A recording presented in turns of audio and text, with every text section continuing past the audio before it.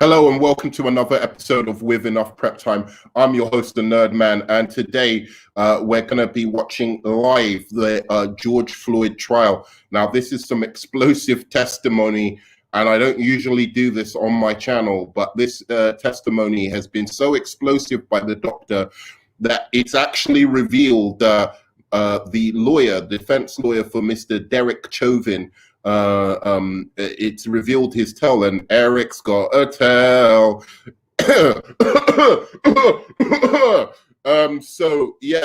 Basically this doctor is an expert on breathing, and he's the one who is now being cross-examined by Derek Chauvin's lawyer, Eric Nelson, who I must say, as much as I disagree with the man, is a very, very talented lawyer.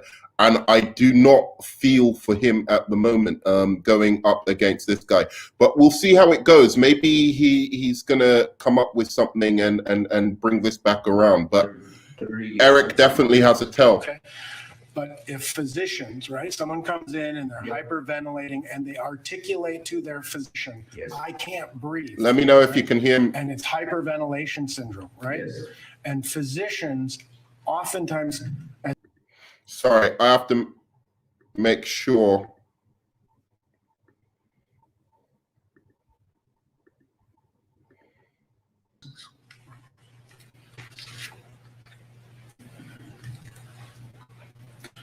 You in your report that some doctors incorrectly consider patients to be hysterical. Your Honor, may we approach?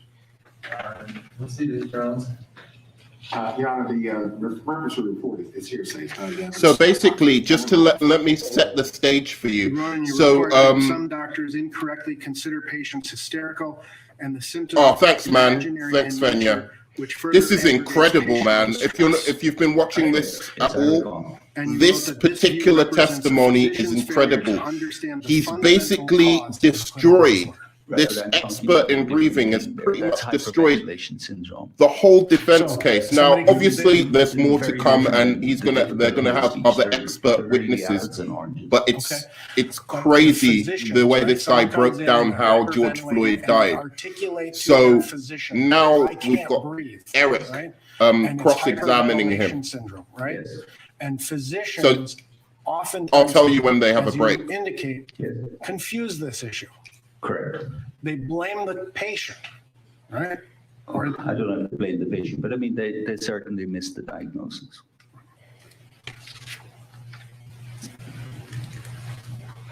Check out Eric's tell. So yeah, the prosecution. We're talking about speaking and breathing simultaneously, which is a different consideration. If a Minneapolis police lieutenant who trains police officers happen to have testified that that's a common statement in the course of treatment or in the course of training of Minneapolis police officers, you might take exception with that statement. I didn't follow your question. I'm sorry. He's never coughed once before in this whole fucking trial. You had to take an hour break just to come back and try to talk closer to the mic. The Minneapolis police lieutenant who trains Minneapolis police officers testified that it is frequently said and trained to police officers that a person can talk, it means they can breathe. You would have a problem with that. Yes, I mean, they're able to breathe at that moment in time, but 10 seconds later, they may be dead. Right. And because with any person is a rapidly evolving situation that can change from second to second. Yes.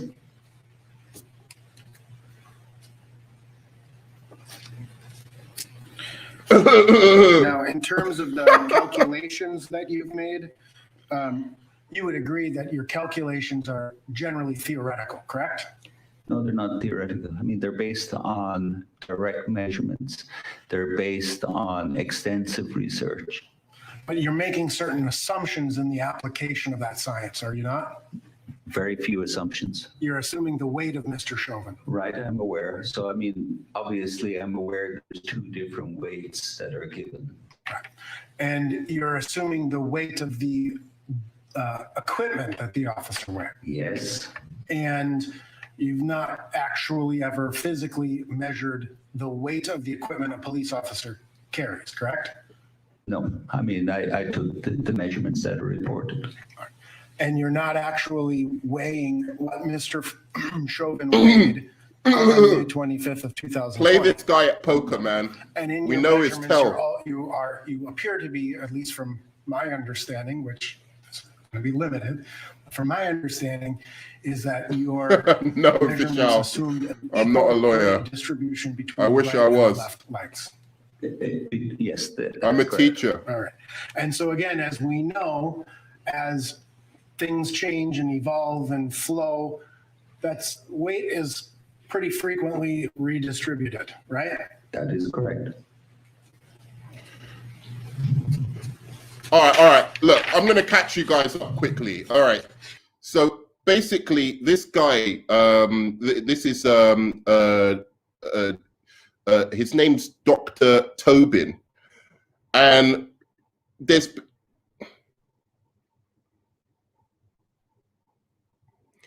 Oh, I prefer to stay away from George Floyd stuff. Too chaotic for me, and I have friends on both sides of the argument, and would rather lose any peace. No, the only reason I'm watching this right now on this channel is because of it's the most interesting testimony that's happened so far. So it's not a matter of me watching it. I'm watching it because it's actually been fairly informative. I don't want to say entertaining, but it's like a big boxing match. Basically, you've got the biggest state witness so far. By far, everyone has said that this guy is the most impressive witness that has come on so far. Before, everything was, as you said, people arguing on either side. So the defense lawyer, who is Mr. Eric Nelson, this guy is a really brilliant lawyer. So he's the defense lawyer for Derek Chauvin. He's a really brilliant lawyer. So it's just curious to see, because he's been really very fierce and he's been able to really poke holes in what the prosecution have been able to say so far. So it was curious, once I saw the prosecution questioning Dr. Tobin and seeing how impressive his testimony was, I wanted to show, react live to anybody who wants to watch. If you don't want to watch, it's fair enough. I wanted to react live to see this big matchup between this extremely good lawyer, which is Derek Chauvin's lawyer, and this doctor here, Dr. Tobin, who's an expert essentially in breathing. So fair enough, Venya, I get your point. Some people are not into it. I know. Usually I just stick to, comic book stuff. But I'm just kind of interested in this exchange, because I don't know what's going to happen. I don't know if, this lawyer of Derek Chauvin, the lawyer of Derek Chauvin, Eric Nelson is going to be able to overcome what this doctor has said. I'm curious myself. I don't know. I'm not like taking sides. Yeah. All right. Good. All right. Thanks, man. I'm going to press play again because this is like.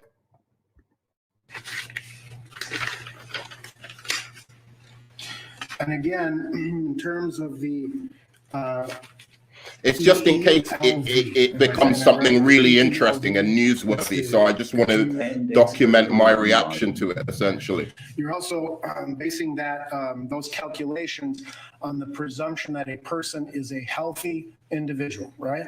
For the ELV, it's not going to change, really.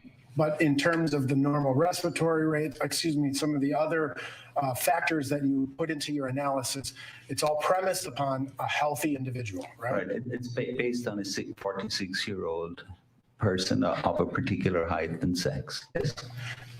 Who's healthy. Correct. Right. And so you would agree, if biology can change rapidly, that the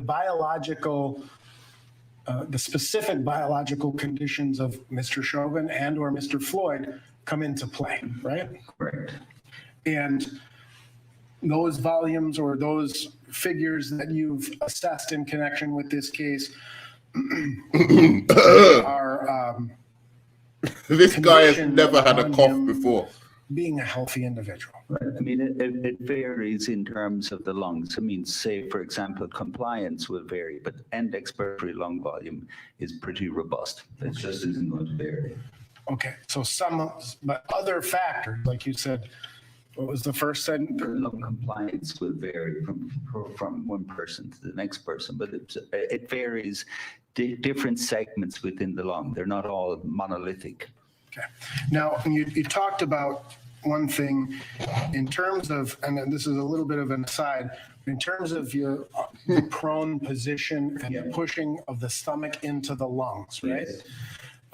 The size of a person's stomach has some bearing on that, right? It does. A person like myself who has a few extra inches, if I'm prone, it's going to perhaps push further or harder up into my lungs, right? Yes. A person who is healthy, physical, muscular, it's going to have less of an impact. That is correct. All right. But again, in terms of what we have learned about Mr. Floyd from his autopsy and his medical records, is that we understand that Mr. Floyd had some heart disease, right? That is correct. In fact, I believe that he had in some of his arteries somewhere between a 75 and 90% occlusion of his ventricular arteries, right?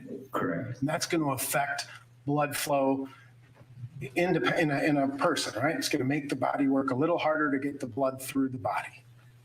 No, not really. It's not going to do that. Okay. How does that affect a person's respiratory? The coronary artery? Mm-hmm.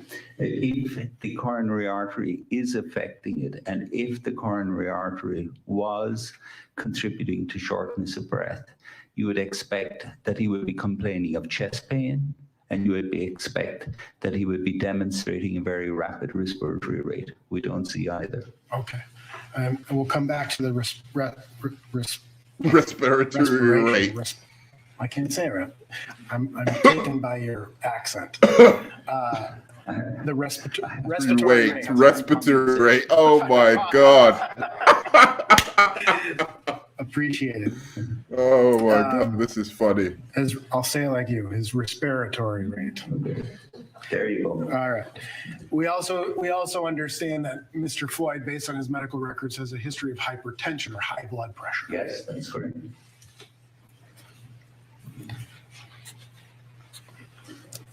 Now, in terms of, we also understand that Mr. Floyd had previously been diagnosed with COVID-19, right? Correct. And he may not have been symptomatic on March 25th, but it's fair to say that a lot is unknown about the effects of COVID-19 on a person's lungs long term. I mean, not as much as it would appear to be the case. I mean, because obviously it's a viral illness. We have a huge amount of information about the long-term effects of viral illnesses. And those can affect the elasticity of the lungs, right?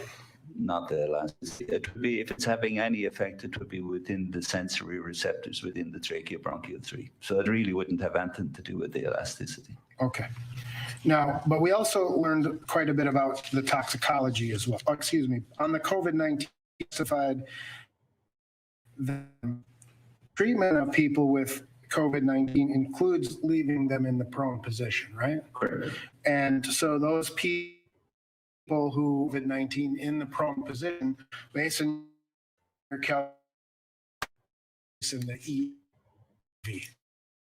With COVID, where they're during the time that they have COVID. Right. But that's what you'd expect, that same decrease in the EELV.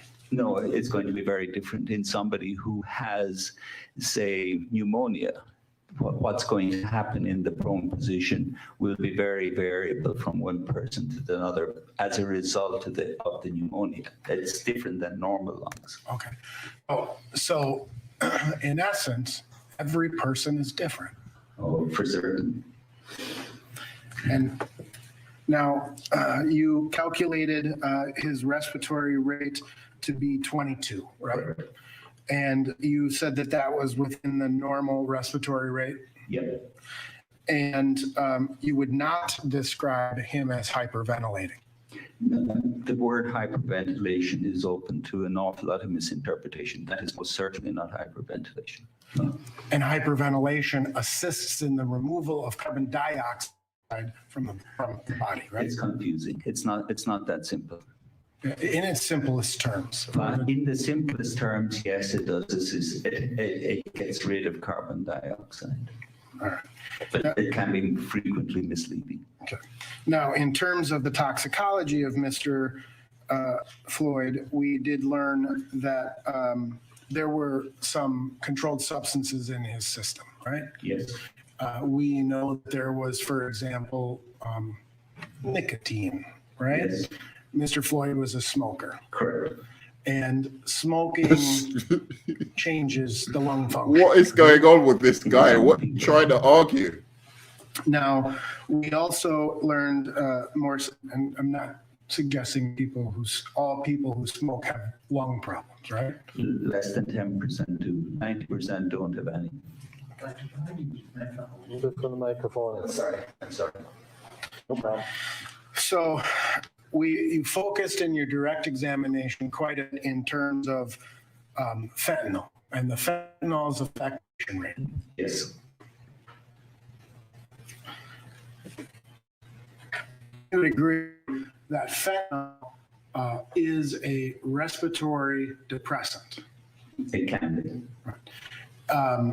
It's used in operating rooms, right?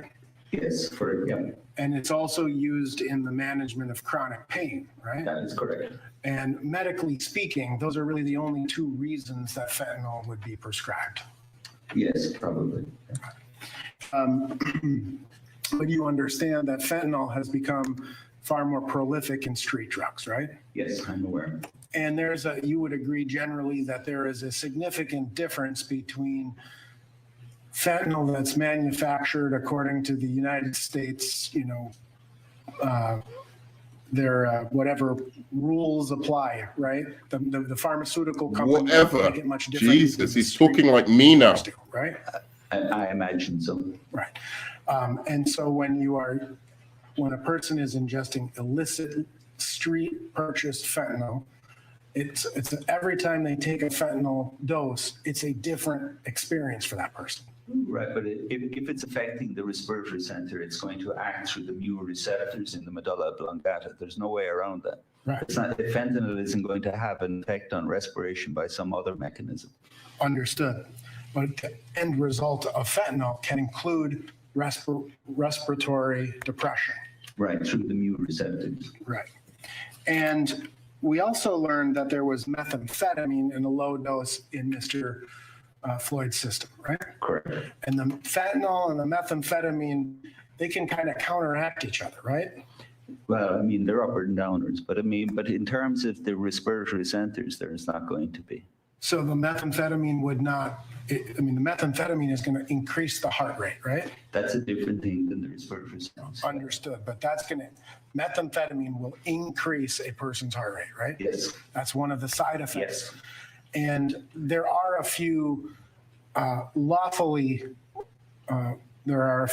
conditions where a physician can lawfully prescribe methamphetamine, right? Yes. But it's exceedingly rare that it's actually done. I can't say, but it's definitely a prescribable agent, kind of. It used to be used commonly for appetite suppressant. And I think. Just give up. ADHD, is that? Yes. Right? Yes. Okay. So. He's a nice guy and he's trying to defend his guy, but he's fighting against fucking science.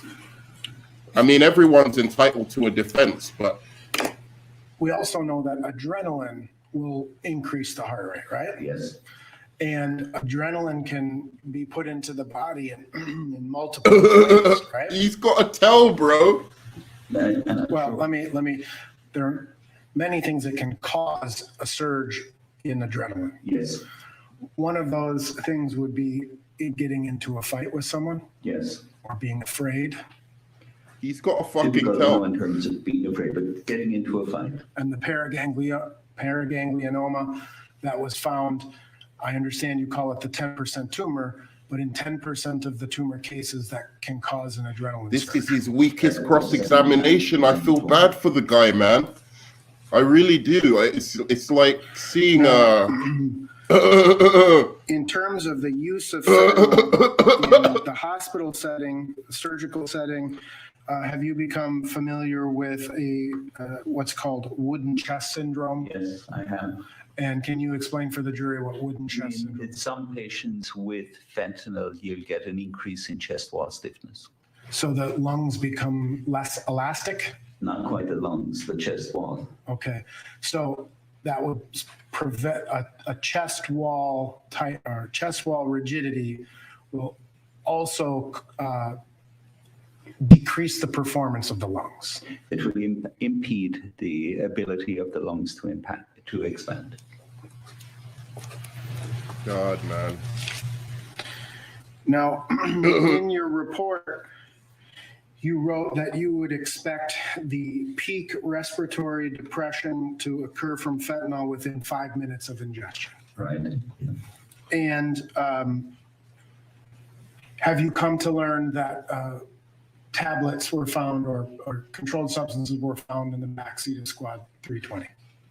I mean, I've heard reports to that effect. I don't know what the status of it is. All right. So you've not been provided with any additional information since the time you've prepared your report?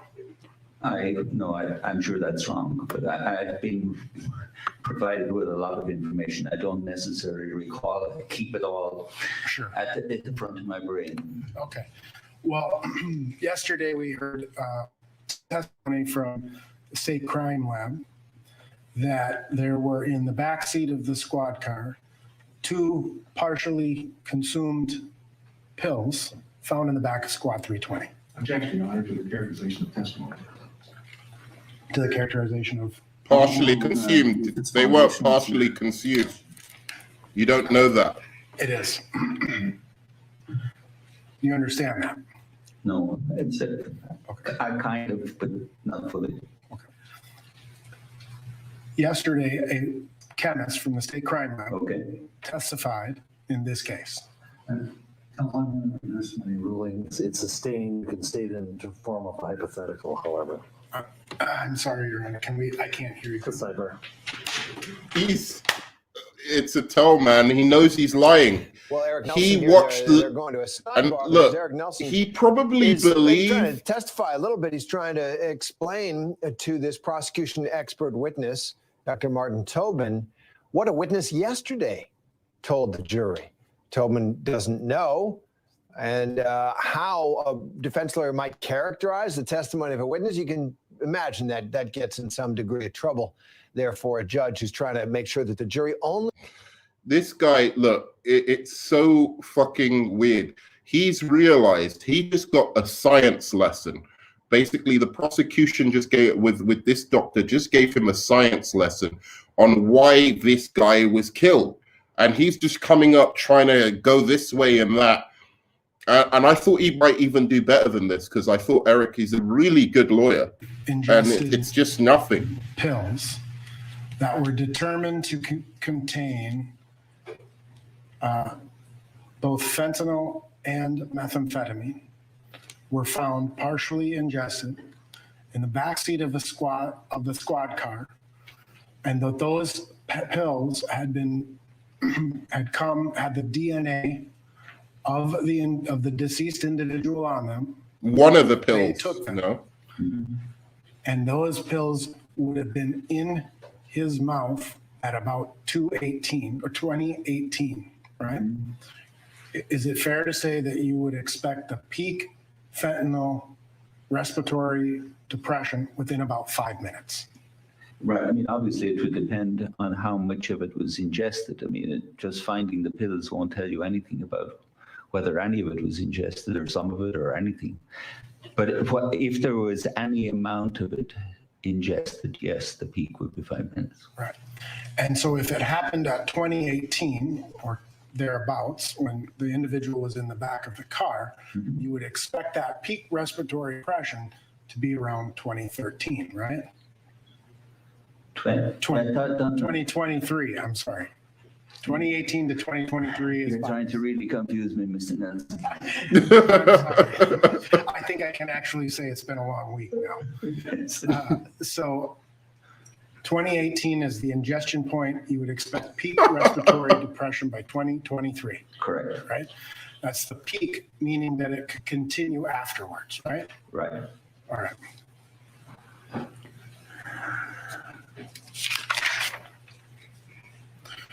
You also described in your direct testimony what you have interpreted to be an anoxic seizure, right? Yes. At 2024.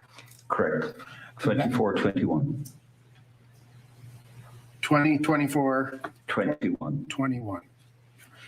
And that was in what you saw and what the jury was played was reflected in from Officer Lane's body camera, right? Correct. Yeah, the And leg it was comes the kick back. of the legs, right? Yes.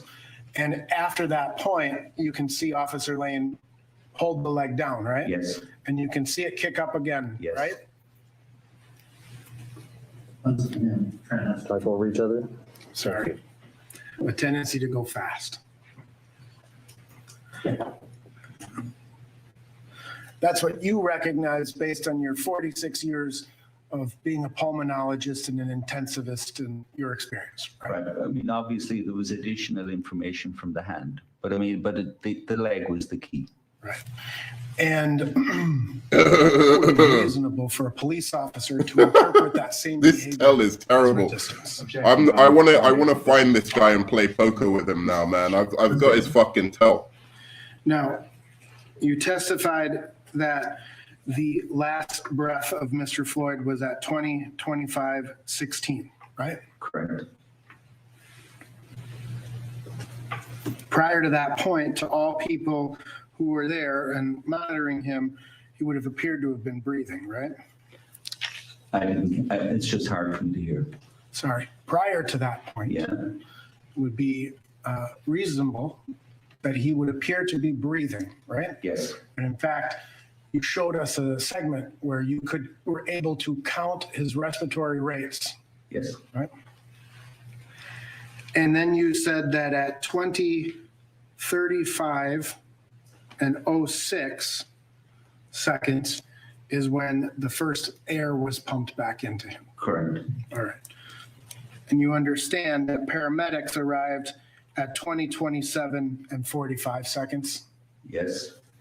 And so the time between when the paramedics arrived and Mr. Floyd got his first air was roughly 8 minutes, almost 9 minutes. Yes. Right. Yeah.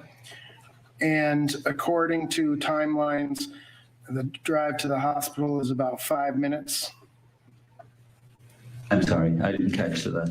Were you aware that the drive to the hospital is about 5 minutes? I wasn't aware, but I have no reason to dispute it. And so between 20:27 and 45 seconds when the EMTs first arrived and the time they got him to have an air in his lungs, that was a crucial 9 minutes. Yes. Your Honor, I have nothing further. Oh, wow. So that is Eric Nelson's cross-examination, trying to get a little bit out of this very If strong they witness take this prosecution. guy off the Redirect. stand, Maybe on the issue then of why there was that's no it. evidence of injury to some critical Dr. Tobin, parts. just of George a few Floyd. questions, just for clarification's sake.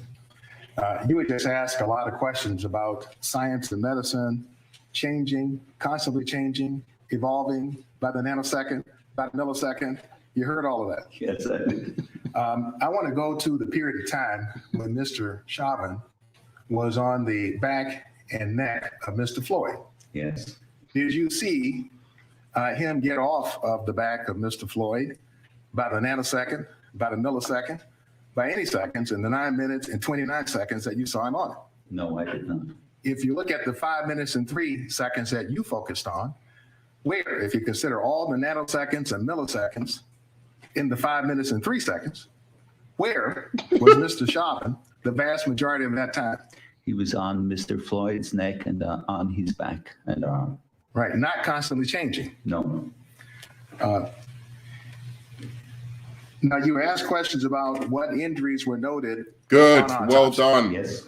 And Well done, reference was made, prosecutioner. there was no injury noted to the hypopharynx on autopsy. Correct. Does that make any difference to you whatsoever? None whatsoever. I wouldn't expect there to be anything found there And why at not? autopsy, Why not, Dr. Tobin? because the effects on the hypopharynx are not something that is going to remain at the time of an autopsy. I mean, the type of changes that we see, say, in somebody with sleep apnea, that's not something you're going to see the following morning when you look at somebody. It's just not there. Well, there was also a reference made to the absence of bruising on the neck during autopsy. Yes. Does that make any difference to you whatsoever? No, because obviously whenever I go to church, I sit on a hard bench. I don't get bruising of my buttocks when I leave.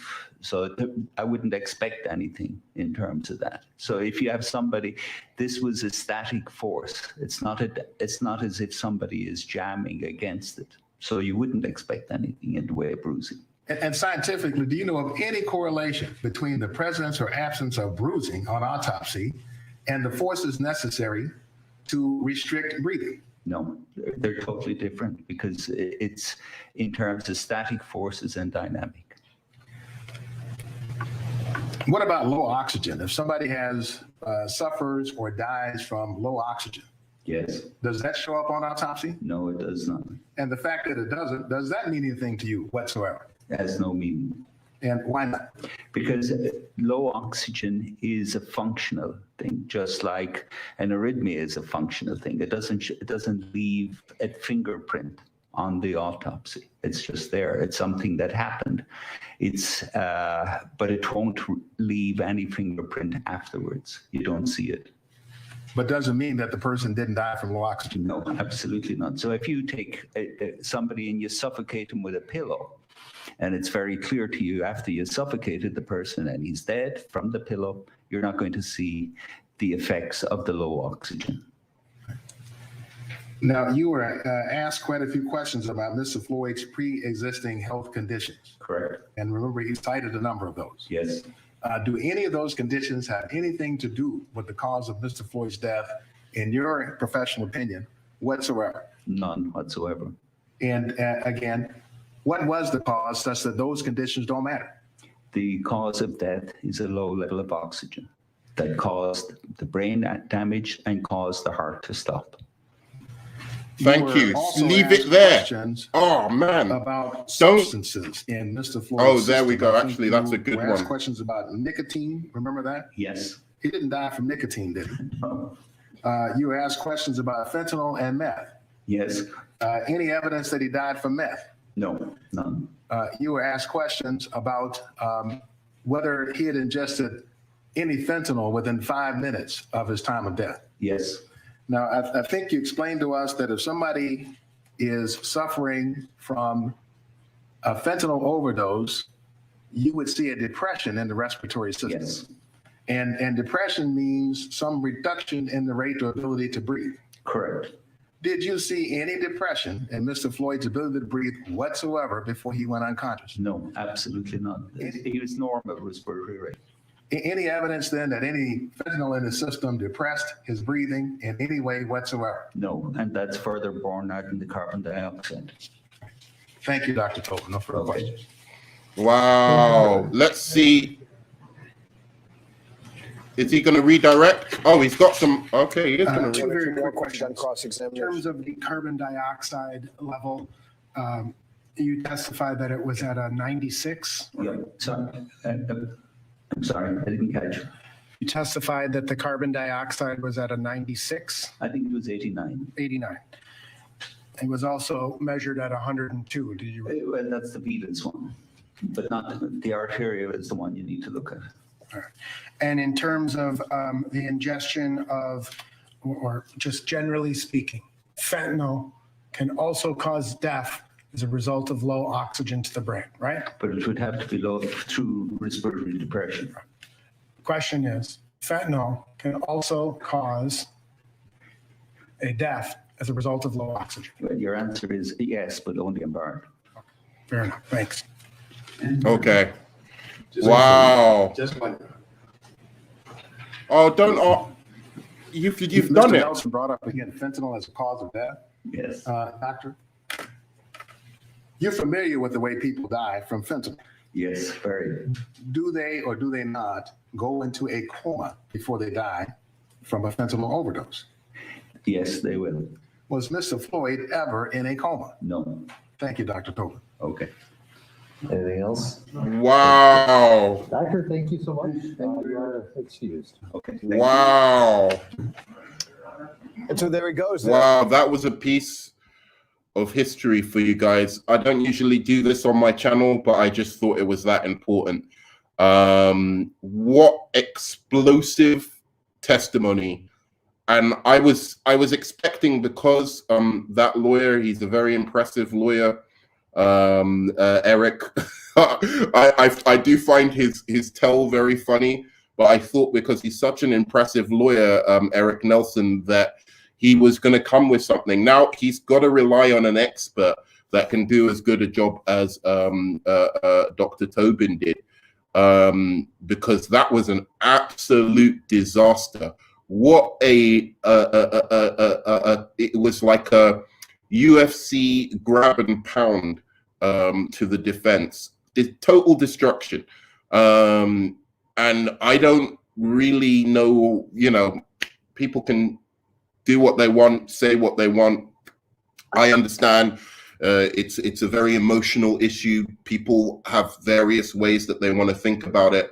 Even I do, I just was horrified by what I saw that day, months ago. And perhaps I wasn't even giving the defense a fair enough, being fair enough on the defense. I can say I wasn't being very objective when it came to this trial. I can say I shouldn't have been the type of person to be on the jury. I would have been biased, no doubt about it. But this was a science lesson, a tutorial in how George Floyd died. And the defense lawyer couldn't poke a single hole in it. Not one. The defense lawyer, Eric, was coughing his way, giving his tell, showing that there were points where he didn't believe what he was saying. And he could not poke one single hole in this doctor's testimony. And the interesting thing for me, when I first saw this doctor, I thought he was a bit of a kook. And then as I started listening to him, I was like, oh my God, no, this guy really knows what he's talking about. Eventually I was captivated by this guy's testimony more than any testimony in the trial. This guy's testimony, there was only one other testimony about the fentanyl levels in the fentanyl that was of any significance. There was huge reasonable doubt before this testimony. This testimony has taken the reasonable doubt down to less than 2%, in my personal opinion. This was a scientific lesson, a tutorial on why and on how Derek Chauvin murdered George Floyd. And the defense lawyer did not rise to the challenge at all. I don't know what to say. Also, the prosecution, this guy should be heading up the prosecution because he knows exactly what he's doing. The rest of the prosecution, I don't know what they're doing. I think maybe he was left out of, the prosecution being the main guy, mainly because I think he had to really research and do a lot of study to ensure that he could keep up with Dr. Tobin when questioning him. And he did a fantastic job, the prosecutioner there. Wow, what can I say? So that's me. I know this isn't something I usually do on my channel, but I thought it was a piece of history, you know, like so many things, just worth kind of reacting to. We'll see what happens in this trial. I don't know how it's going to go. There was a lot of reasonable doubt before this moment, but this kind of changed the tide. But you never know. There's a lot of witnesses to go, a long way of the trial to go. But this had a huge impact. Thanks very much. I'll see you on the flip side, and you know, I love you 3000. Peace.